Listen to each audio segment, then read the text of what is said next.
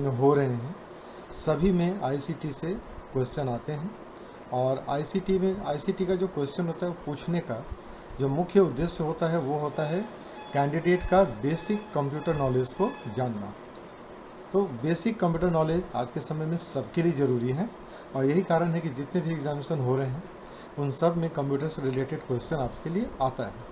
तो आज का ये जो सीरीज़ है ये पूरा 1000 पूरे क्वेश्चन का पूरा सेट है। ये पीडीएफ 162 पेज का है लगभग, और इसमें मैंने ये सारे टॉपिक कवर किए हैं। नाम जरूर EMRS लिखा हुआ है, लेकिन इस सभी टीचिंग एग्ज़ाम्स के लिए जो सिलेबस है उन सभी सिलेबस का सारा क्वेश्चन इसमें मैंने डालने की कोशिश की है। जो कॉमन क्वेश्चन है इससे बाहर का कोई क्वेश्चन आता ही नहीं है जनरली एग्ज़ाम में, क्योंकि मैंने जो कंपाइल किया है इसको ये सभी तरह के कॉम्पिटिटिव एग्ज़ाम को ध्यान में रख के किया है। तो जो भी टॉपिक इसमें कवर हो रहा है, basic of computer and ICT, computer hardware and software, internet and networking, MS office जिसमें कि वर्ड, एक्सेल, पावर पॉइंट तीनों है, ICT in education, digital learning tools and platform, online safety, cyber security and digital etiquette, ICT policies and NEP 2020 in education, teaching learning through ICT, latest ICT trends, AI, cloud, digital classroom etcetera, ये सारे के सारे cover इसमें किए गए हैं।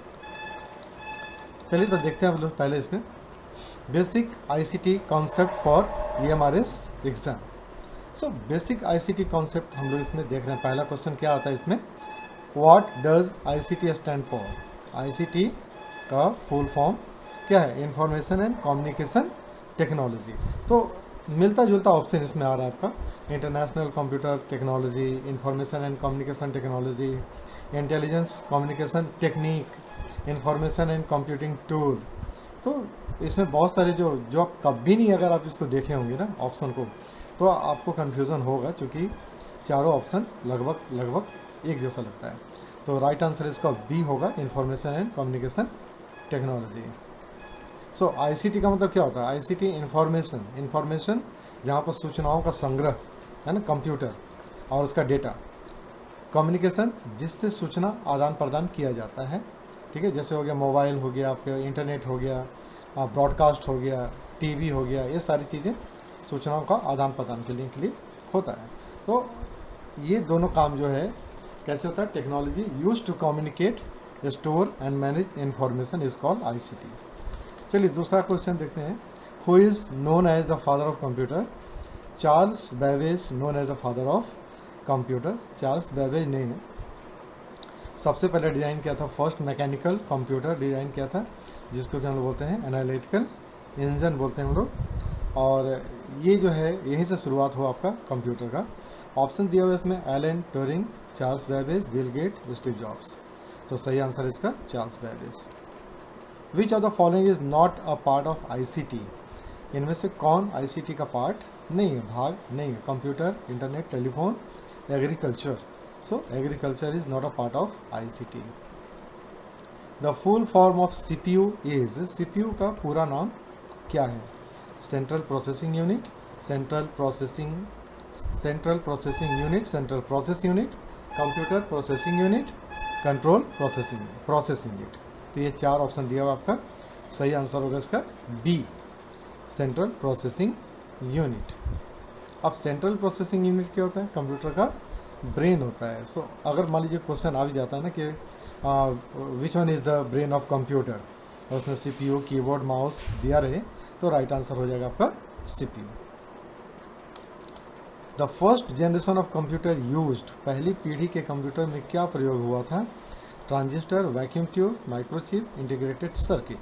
पहली पीढ़ी के कंप्यूटर में वैक्यूम ट्यूब यूज़ हुआ था, ठीक है। तो जो फर्स्ट जनरेशन होता है ना, वो होता है 1940 से लेकर 1956, और इसके बीच में जो कंप्यूटर बना था उसमें वैक्यूम ट्यूब यूज़ किए जाते हैं। वैक्यूम ट्यूब क्या होता है, ट्यूबलाइट हम लोग घर में देखते हैं ना, तो ट्यूबलाइट क्या होता है, वैक्यूम नहीं होता, उसमें मतलब आर्गन गैस भरे रहते हैं, लेकिन उसी के जैसा पाइप होता है, शीशे का पाइप होता था, जो कि जिससे हम लोग क्या करते थे, एनर्जी के थ्रू, इलेक्ट्रिसिटी के थ्रू हम लोग भेजते थे डेटा को।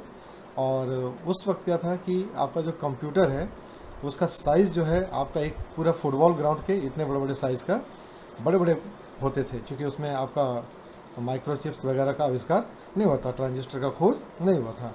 तो पहली पीढ़ी में वैक्यूम ट्यूब का यूज़ हुआ, और फिर दूसरी पीढ़ी में ट्रांजिस्टर का यूज़ हुआ, तीसरी पीढ़ी में आपका इंटीग्रेटेड सर्किट का यूज़ हुआ, इसके बाद फिर आपका माइक्रोचिप्स बनना शुरू हो गया। तो सही आंसर इसका हो गया vacuum tubes. The term bit stand for, bit का अर्थ क्या है? Binary digit, binary tree, binary text, binary total. इसका सही आंसर हो जाएगा बाइनरी डिजिट। ठीक है, तो bit binary digit smallest unit of computer data. Computer का डेटा जो होता है ना, उसका सबसे स्मॉलेस्ट यूनिट होता है आपका 0 and 1, यही आपका कहलाता है बिट, 0 and 1। इसी 0 और 1 पर आपका पूरा कंप्यूटर संसार चल रहा है आज के समय में। यानी कि आप जो देख रहे हो ना, इतना टेक्नोलॉजी और ये AI या क्लाउड वगैरह सब कुछ, ये सब आपका डिपेंड करता है किस पर? 0 और 1 पर डिपेंड करता है। यानी इसी दोनों पर ये पूरी दुनिया आज के समय में टिक गई है। अगला क्वेश्चन चलिए देखते हैं। Which device is use to convert digital signals to analog and vice versa. ठीक है, कौन सा उपकरण डिजिटल सिग्नल को एनालॉग में और विपरीत दिशा में उसको बदल देता है, यानी कि उसको उल्टा करता है, डिजिटल को एनालॉग में और एनालॉग को डिजिटल में? Router, modem, switch, hub. इसका सही आंसर होता है मॉडेम। सो मॉडेम क्या होता है? मॉड्यूलेटर एंड डीमॉड्यूलेटर कहलाता है। सो मॉडेम में होता है मॉड्यूलेटर, जो करता है कन्वर्ट किस चीज़ को? डिजिटल सिग्नल को एनालॉग सिग्नल में कन्वर्ट करता है। डिजिटल सिग्नल कहने का मतलब क्या हो गया? आपका कंप्यूटर में जो भी डेटा है वो सब डिजिटल है, डिजिट है, 0 और 1 में बना हुआ है। इसको क्या करता है वो? वायर के थ्रू जाता है वो आपका मॉडेम में, और मॉडेम उसको मॉड्यूलेट करता है। मॉड्यूलेट करता है मीन्स कन्वर्ट करता है किस चीज़ में? डिजिटल से एनालॉग। एनालॉग सिग्नल मतलब इलेक्ट्रिकल करंट में उसको कन्वर्ट करके तार के थ्रू भेज देता है। ठीक है, अब जहाँ पर ये रिसीव होता है वहाँ पर क्या होता है? वहाँ पर आपका ये इलेक्ट्रिकल सिग्नल में आ रहा है ये, तो उसको ये लेकर के वापस किस में कन्वर्ट करेगा? डिजिटल सिग्नल में कन्वर्ट करता है, जिसको हम बोलते हैं डी मॉड्यूलेटर। तो इस तरह से मॉडेम जो होता है वो क्या करता है? डिजिटल सिग्नल को एनालॉग में और एनालॉग को डिजिटल में कन्वर्ट करने का काम करता है। तो इसका सही आंसर था डी, मॉडेम। अगला क्वेश्चन है, the computer language used for artificial intelligence is. कृत्रिम बुद्धिमत्ता के लिए प्रयुक्त भाषा कौन सी है? आर्टिफिशियल इंटेलिजेंस के लिए कौन सी लैंग्वेज का प्रयोग हम लोग करते हैं? C, COBOL, Prolog, Fortran. ठीक है, इसका सही आंसर है C, Prolog is mainly used in AI and expert system. तो जो भी AI आर्टिफिशियल इंटेलिजेंस पर आधारित जितने भी सिस्टम है या एक्सपर्ट सिस्टम बनाए जाते हैं उसमें हम लोग प्रोलॉग यूज़ करता है। बाइनरी सिस्टम यूजेस, बाइनरी प्रणाली में कितने अंक होते हैं? बाइनरी प्रणाली में 2 अंक होते हैं, जैसा कि हम लोगों ने ऊपर में अभी देखा, 0 and 1, 2 डिजिट्स। इसका सही आंसर होगा 2 digits. Which one is the fastest memory in computer? Computer में सबसे तेज मेमोरी कौन सी है? RAM, cache memory, hard disk, pen drive. इसमें सबसे तेज मेमोरी होती है कैश मेमोरी। और कैश मेमोरी क्या होता है? फास्टर होता है and lies between CPU and RAM. CPU और रैम के बीच में ये रहता है, जो कि बफर का काम भी करता है। और अगर मान लीजिए कि CPU का प्रोसेसिंग स्पीड कम है, रैम का बहुत ज़्यादा है, तो ये दोनों के बीच में बैलेंस करता है ये। ठीक है, the first mechanical calculator was invented by. पहला यांत्रिक कैलकुलेटर किसने बनाया था? इसका सही आंसर हो जाएगा, ऑप्शंस पहले देख लेते हैं, Blaise pascal, John Napier, Charles Babbage और गॉटफ्रेड लेibniz। तो इसका सही आंसर होता है ब्लाइस पास्कल ने यांत्रिक कैलकुलेटर बनाया था, यानी कि मैकेनिकल कैलकुलेटर बनाया था। So Blaise Pascal invented the Pascaline calculator in 1642। बाप रे बाप, सोच लीजिए कि कंप्यूटर का मतलब कि बेस कहाँ से शुरू हुआ? 16वीं मतलब कि शताब्दी से ये शुरू किया। 1642 में पहला पास्कलाइन बना था, यही आधार बना कंप्यूटर का। आज के समय में हम लोग यूज़ कर रहे हैं। और मुझे याद है कि मैंने भी जो कंप्यूटर यूज़ किया था 1995 में पहली बार मैंने यूज़ किया था, और वो डॉस ऑपरेटिंग सिस्टम पर रहता था। वो सब कंप्यूटर तो फास्ट था, लेकिन जब विंडो आया था आपका 95 में, तो उस वक्त क्या था कि आपका जो भी विंडो ऑपरेटिंग सिस्टम था उसमें स्टार्ट करने के बाद कम से कम आपका 20-25 मिनट लग जाता था उसको प्रॉम्प्ट आने में। आज के समय में तो हम लोग स्टार्ट करते हैं फटाक से आ जाता है, तो सोचिए कि पेशेंस उस समय में कितना था, लेकिन हम लोगों के लिए वही सबसे ज़्यादा इम्पॉर्टेंट था। हम लोग उसको संभाल के रखते थे और इन्जॉय करते थे। चलिए अगला क्वेश्चन देखते हैं हम लोग। The full form of ICT का फुल फॉर्म क्या है? इंफॉर्मेशन एंड कम्युनिकेशन टेक्नोलॉजी, जैसा कि ऊपर में हम लोगों ने एक बार देख लिया है। Computer execute instruction stored in, computer executes instructions stored in, कहाँ स्टोर होता है? कंप्यूटर निर्देशों को कहाँ से निष्पादित करता है? ठीक है, hard disk, memory, keyboard, mouse. इसका सही आंसर हो जाता है b, memory. The CPU fetch and execute instruction from memory. तो CPU क्या करता है? सारा इंस्ट्रक्शन और सारा डेटा ये कहाँ से लेता है? वो मेमोरी से उठाता है और वहाँ पर उसको एग्जीक्यूट करता है और फिर वापस उसको मेमोरी में डालता है, जहाँ से वो आउटपुट डिवाइस की तरफ जाता है। Which of the following is an output device? इन चारों में से कौन आउटपुट उपकरण है? Keyboard, mouse, monitor, scanner. सही आंसर होगा इसका मॉनिटर। कीबोर्ड इनपुट के लिए होता है, माउस भी इनपुट के लिए है, स्कैनर भी इमेज स्कैन किया जाता है उस, और वो भी कंप्यूटर में जाता है। सही आंसर हो गया मॉनिटर, जो कि डिस्प्ले करता है आउटपुट को। The first high level language was, पहला उच्च स्तरीय भाषा कौन सी थी? उच्च स्तरीय भाषा, कंप्यूटर की उच्च स्तरीय भाषा कौन सी थी? Fortran, BASIC, C, Pascal. ये चार ऑप्शन है और सही आंसर है इसका Fortran. So formula translation was developed in 1957 for scientific use. So formula translation एक फॉर्ट्रन एक कंप्यूटर लैंग्वेज है जो कि 1957 में इसको डेवलप किया गया था, बनाया गया था। किस काम के लिए? साइंटिफिक पर्पस के लिए, वैज्ञानिक उद्देश्य के लिए। अगला क्वेश्चन देखते हैं हम लोग। विच of this is not an input device? इनमें से कौन सा इनपुट उपकरण नहीं है? Scanner, keyboard, mouse, printer. Printer जो कि प्रिंट करता है आउटपुट को पेपर पर, और स्कैनर, कीबोर्ड, माउस ये सब के सब क्या हैं? इनपुट डिवाइस हैं। The smallest unit of information is, सूचना की सबसे छोटी इकाई क्या है? सूचना की सबसे छोटी इकाई बाइट, बीट, वर्ड, फाइल। सबसे छोटी इकाई होती है बीट, जो कि होता है 0 and 1। The first computer virus was, दुनिया का सबसे पहला कंप्यूटर वायरस कौन सा था? Brain, creeper, I love you, Trojan. ठीक है, इसका सही आंसर है creeper. Creeper was the first virus that is developed in 1971 on ARPANET। ARPANET एक US अमेरिकी सैन्य विभाग का एक नेटवर्क था, ये इंटरनेट के आने के पहले। ठीक है, ARPANET एक नेटवर्क था और उससे वो लोग क्या करते थे कि अपनी सूचनाओं का आदान प्रदान करते थे, और उसी नेटवर्क में सबसे पहला कंप्यूटर वायरस क्रीपर डेवलप करके किसी ने डाला। और पहले वायरस बनते थे मजाक मजाक में एक दूसरे को परेशान करने के लिए, आगे चल करके ये अब मतलब कि क्राइम का भी एक माध्यम आज के समय में बन गया है। तो पहला था क्रीपर। अब मुझे याद है कि आई लव यू वायरस जो है वो मेरे याद में आया था ये, और इसका सबसे मज़ेदार ये था ना कि ये पूरे सिस्टम पर ये पूरा आई लव यू लिखा हुआ आता था स्क्रीन पर, और बैकग्राउंड में क्या होता था, आपके पूरे हार्ड डिस्क का डेटा उड़ते रहता था, डिलीट होते रहता था। ठीक है, और जब तक आप स्क्रीन पर देख रहे हो ना, तब तक आपका सारा डेटा गायब हो जाता था। चलिए अगला क्वेश्चन देखते हैं हम लोग। What is the brain of computer system? Computer प्रणाली का मस्तिष्क क्या कहलाता है? CPU, mouse, keyboard, monitor.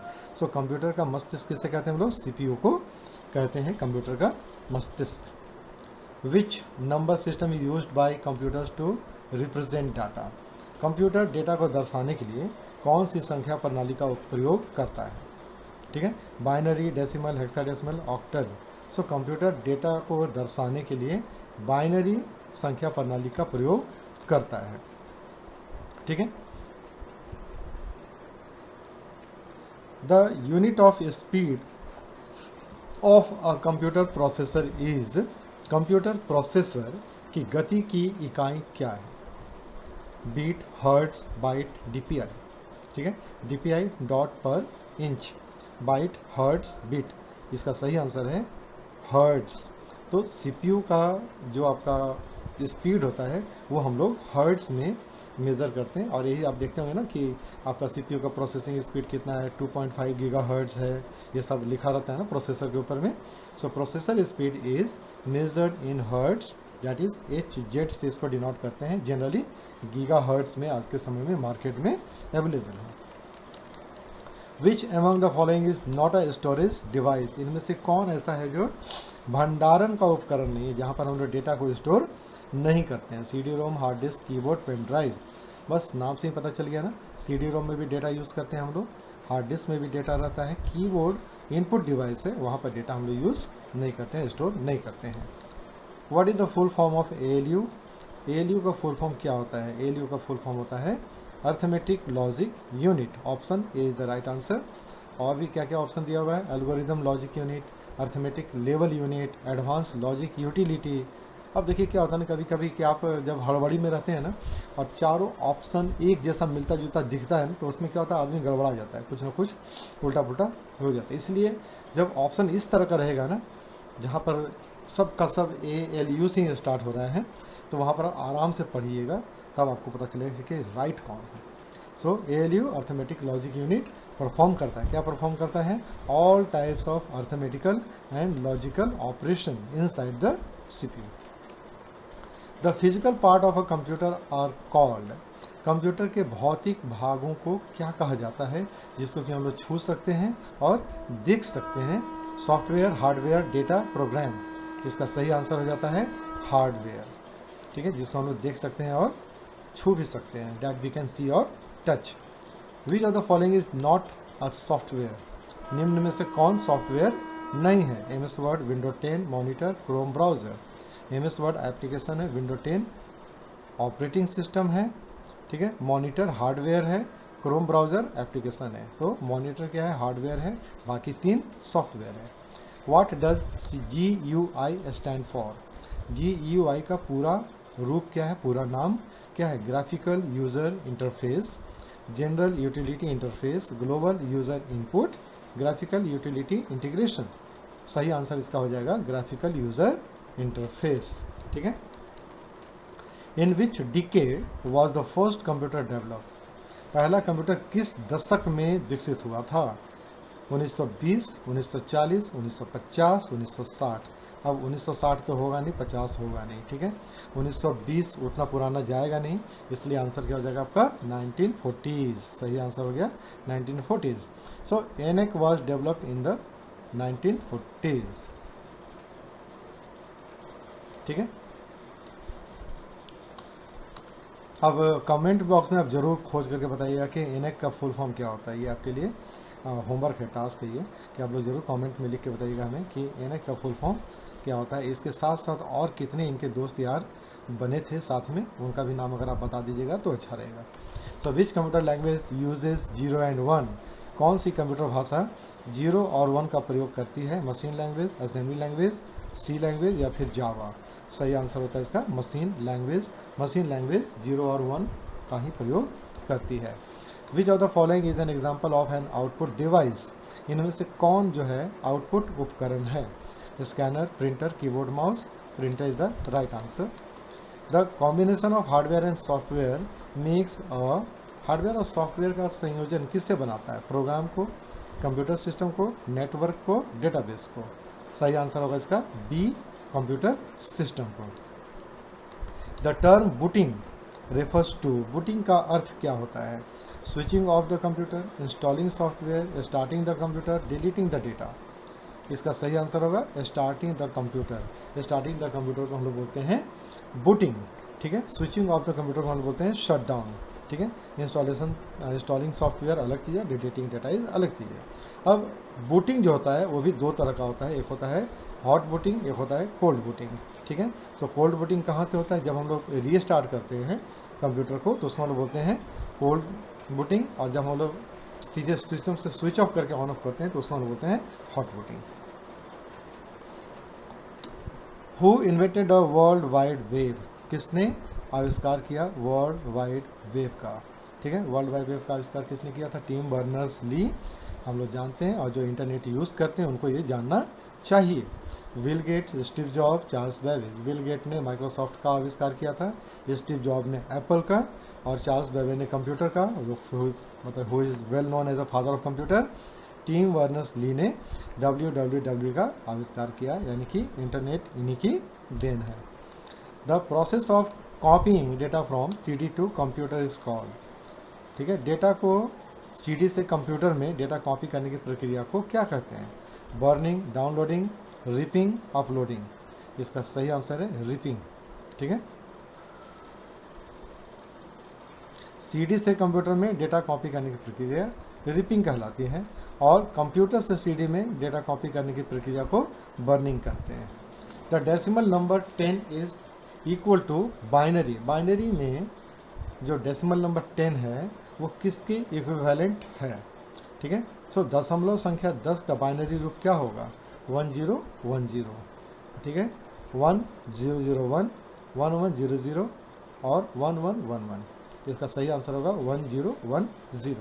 अब इसको कैसे हम लोग पहचानते हैं? बाइनरी कैलकुलेशन होता है, और इसको देखिए सबसे सिंपल चीज़ है, आपके पास अगर मान लीजिए कि ऑप्शन ए हम लोग ले रहे हैं यहाँ पर 1010, तो आपको करना क्या है, ऊपर में आप रख दीजिएगा डेटा, ऊपर में आप लिखिएगा राइट साइड से, मेरा ये राइट हैंड है, ये लेफ्ट हैंड है, तो राइट साइड से आप अगर मॉनिटर देख रहे हैं तो राइट साइड से आप क्या कीजिएगा, 0 पर रखिएगा 1, 1 पर रखिएगा 2, और 0 पर रखिएगा 4, और उसके बाद वाले 1 पर रखिएगा 8, ठीक है। तो क्या हो जाएगा 1 2 4 8 16 32 64 ऐसे चलता है। तो अब ऊपर में क्या रखा मैंने, 1 2 4 8। अब 1 को 0 से मल्टीप्लाई कर दीजिए, 0 हो जाएगा। 2 को 1 से मल्टीप्लाई कीजिएगा, 2 होगा। और 4 को 0 से मल्टीप्लाई कीजिएगा, 0 होगा। 8 को 1 से कीजिएगा, 8 होगा। अब क्या बच गया हमारे पास, 8 + 2 10 हो गया। इसी प्रकार से आप चारों का निकाल सकते हो। ऊपर में आप रख दीजिए 1 2 4 8, अगर 5 है तो 16 हो जाएगा, 32 हो जाएगा, 64 हो जाएगा। इस तरह से वो बढ़ता चला जाता है। इस प्रकार से आप बाइनरी को डेसिमल में कन्वर्ट कर सकते हैं, और डेसिमल को बाइनरी में कन्वर्ट करना होगा तो 2 से आप डिवाइड कीजिए, और जो रिमाइंडर बचेगा उसको आप लिखते चले जाइएगा राइट साइड में। जब पूरा का पूरा 0 या 1 लास्ट में बचेगा, वहाँ से आप जो है उसको लिखेंगे उल्टा नीचे से ऊपर की ओर, वो आपका बन जाएगा बाइनरी, ठीक है। इस तरह से हम उसको कन्वर्ट कर सकते हैं। The storage capacity of 1 GB is gigabyte is equal to, 1 GB किसके बराबर है, 1024 KB के बराबर है, 1024 MB के बराबर है, 1000 MB या फिर 100 MB के बराबर है। सही आंसर हो जाएगा इसका 1024 MB के बराबर है। और 1 MB कितना होता है, 1 MB किसके बराबर है, तो 1024 KB के बराबर है। सही answer B. The main memory of a computer is, computer की मुख्य स्मृति कौन सी है, ROM, RAM, cache, hard disk. तो कंप्यूटर की मुख्य स्मृति होती है रैम। रैम जो होता है वही आपका प्राइमरी मेमोरी कहलाता है कंप्यूटर का। Which type of software controls the hardware, कौन सा सॉफ्टवेयर हार्डवेयर को नियंत्रित करता है, system software, application software, utility software, database. इसका सही आंसर होगा system software. The first computer mouse was made of, पहला कंप्यूटर माउस किसने बनाया था, किससे बना था, प्लास्टिक, मेटल, वुड, ग्लास। पहला जो कंप्यूटर माउस बना था वो वुड का बना था, लकड़ी का बना हुआ था। The binary value 111 is equal to decimal, binary 111 का दशमलव रूप क्या होगा, 5 6 7 8। इसका सही आंसर होगा 7। अगर आप चाहें तो आप इसको चेक कर सकते हैं, कैसे, 1 2 4, ठीक है, 1 2 4 जैसे आप ऊपर में लिखेंगे ना, सभी का सम क्या हो जाएगा, 7 हो जाएगा। What does USB stand for, USB का पूरा नाम क्या है, यूनिवर्सल सीरियल बस, unique system board, uniform source base, universal software bridge. इसका सही आंसर होता है यूनिवर्सल सीरियल बस। विच of the following is a secondary storage device, इनमें से कौन द्वितीयक स्मृति उपकरण है, ठीक है। सेकेंडरी स्टोरेज डिवाइस है RAM, hard disk, cash, register, ठीक है। सो रैम, हार्ड डिस्क, कैश और रजिस्टर, इन चारों में से सही आंसर होगा हार्ड डिस्क। हार्ड डिस्क क्या है आपका, सेकेंडरी स्टोरेज डिवाइस है, और बाकी ये 3 क्या है, प्राइमरी स्टोरेज डिवाइस है। सेकेंडरी और प्राइमरी कहने का मतलब क्या हो गया कि प्राइमरी ऐसा मेमोरी जो कि कंप्यूटर के इनसाइड रहता है, अंदर में रहता है। और सेकेंडरी का मतलब जिसको कि हम वो बाहर में रहता है, जिसको हम लोग कैरी कर सकते हैं इधर उधर, जैसे कि पेन ड्राइव हो गया, सीडी हो गया, एक्सटर्नल हार्ड डिस्क हो गया, ये सारी चीज़ें क्या कहलाती हैं, सेकेंडरी स्टोरेज डिवाइस कहलाता है। और हार्ड डिस्क जो होता है वो आपका चूँकि इनसाइड जो लगा रहता है ना, वो भी पोर्टेबल होता है, उसको भी हम लोग निकाल करके ले जा सकते हैं, कहीं भी लगा सकते हैं। अगला आता है what is the purpose of an operating system. Operating system का मुख्य कार्य क्या है? To manage hardware and software resource, to play game, to store data only, to design hardware. इसका सही आंसर होगा to manage hardware and software resources. Which part of the CPU perform calculation. CPU का कौन सा भाग गणनाएं करता है? CU, ALU, मेमोरी यूनिट, बस। सही आंसर होगा इसका ALU, arithmetic and logic unit, that perform all types of calculation, either arithmetical और logical. What does BIOS stand for. BIOS का पूरा नाम क्या है? Basic input output system, binary input output source, base internal output system, basic information operation software. इसका सही answer हो जाएगा A, basic input output system. The full form of URL is, URL का पूरा नाम क्या है? यूनिफॉर्म रिसोर्स लोकेटर, ठीक है, universal resource link, uniform registry link, universal routing locator. इसका सही आंसर हो जाएगा uniform resource locator. 1 kilobyte equals, 1 kilobyte किसके बराबर है? कितने बाइट के बराबर होते हैं? 1000 बाइट, 1024 बाइट, 100 बाइट्स, 512 बाइट्स। इसका सही आंसर हो जाएगा 1024 byte. Which of this is an example of system software. इनमें से कौन एग्जाम्पल है सिस्टम सॉफ्टवेयर का? निम्न में से कौन सिस्टम सॉफ्टवेयर का उदाहरण है? MS word, window, Photoshop, Excel. इसका सही हो जाएगा आंसर विंडोज़। और बाकी जो है आपका एप्लीकेशन है। The process of translating high level language to machine code is called. उच्च स्तरीय भाषा को मशीन कोड में अनुवादित करने की प्रक्रिया को क्या कहते हैं? Interpretation, compilation, execution and coding. So high level language को मशीन लैंग्वेज में कन्वर्ट करने के लिए हम लोग बोलते हैं कंपाइलेशन, ठीक है। इसमें दो चीज़ आता है, एक आता है कंपाइलेशन, एक आता है आपका मतलब जो भी इंटरप्रिटेशन। तो दोनों चीज़ में क्या होता है, कंपाइलेशन क्या करता है कि एक बार में सारे हाई लेवल लैंग्वेज को मशीन लैंग्वेज में कन्वर्ट कर देता है। ASCII स्टैंड फॉर, ASCII का पूरा नाम क्या है? American standard code for information interchange, advanced system code for international interface, applied standard coding integration, automatic system communication interface. इसका सही आंसर होता है American standard code for information interchange. So ये ASCII क्या है? एक ऑर्गेनाइजेशन है ये, जो क्या करता है कि कंप्यूटर में जितने भी आपके पास अल्फ़ाबेट है ना, अल्फ़ाबेट, नंबर्स, सिम्बॉल्स होते हैं, उसको एक पार्टिकुलर कोड दे दिया है और ये यूनिवर्सल कोड होता है, पूरे वर्ल्ड के लिए एक होता है। और जब भी हम लोग कोई की दबाते हैं ना, तो वो उस कोड में कन्वर्ट हो जाता है, जिसके साथ वो कंप्यूटर के साथ मिल करके वो प्रोसेसिंग का काम करता है। Which of this stores permanent data. निम्न में से कौन अस्थायी डेटा संग्रहित करता है? रैम, रोम, केस, रजिस्टर।